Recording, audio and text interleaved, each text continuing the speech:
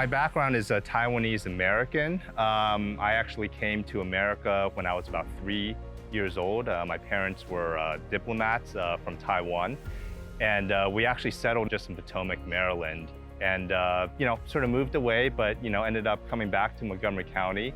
I came here, this country, from Korea about 30 years ago, and then I went to L'Académie de Cuisine, the French culinary school, while my kids were little.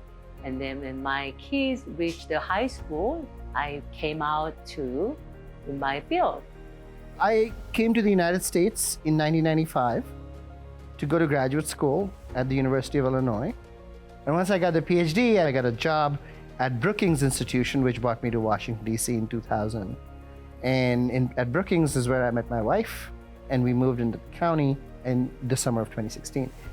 Our business is called Didi Meimei Dumplings. Didi Meimei is Chinese for younger brother, younger sister.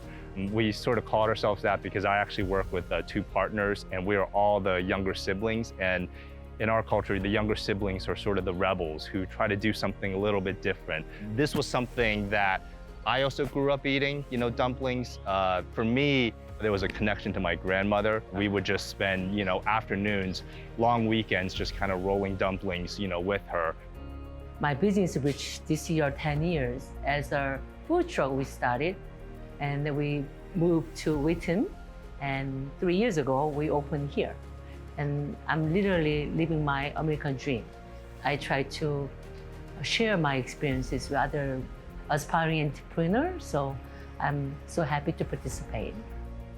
I was thinking about, what my next project should be, how I could really model for my students, most of all, a civic engagement. There's a podcast, local podcast, run by 3 MCPS principals, and they said, hey, have you thought about doing a podcast ever?